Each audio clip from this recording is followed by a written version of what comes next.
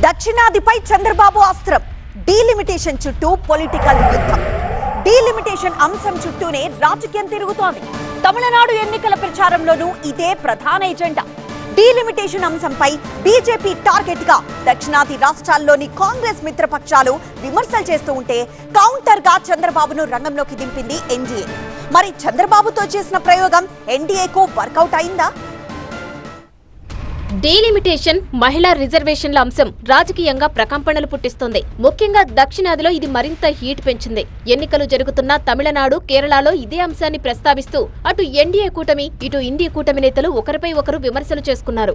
కేంద్రం ప్రతిపాదించిన సీట్ల పెంపు ఫార్ములాతో దక్షిణాదికి అన్యాయం జరుగుతోందంటున్నాయి విపక్షాలు. తమపై విమర్శలు చేస్తున్న కాంగ్రెస్ మిత్రపక్షాలకు కౌంటర్గా దక్షిణాదిలో సీనియర్ లీడర్ అయిన చంద్రబాబును బీజేపీ అస్త్రంగా వదిలింది.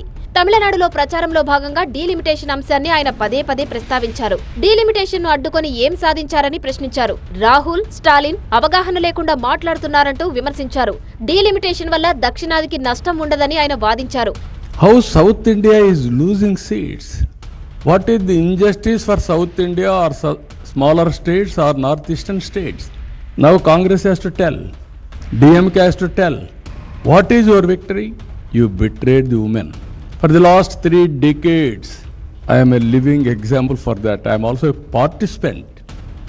96 it started, 26 we are here. You deferred, you defeated the bill. Now when you are going to execute it?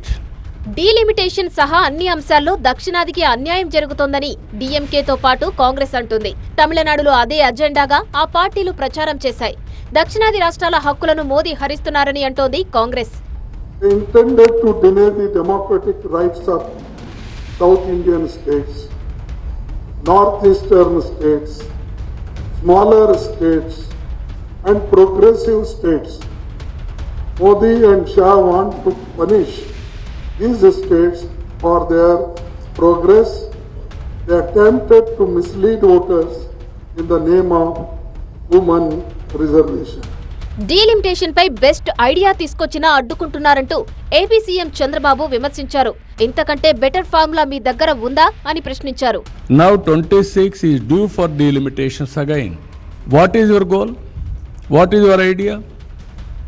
Are you having any clue? You want delimitations is inevitable. Now, better than this, any other formula? ఈ delimitation అంశం రాజకీయంగా ఎవరికి నష్టమో ఎవరికి లాభమో చూడాలి మరి.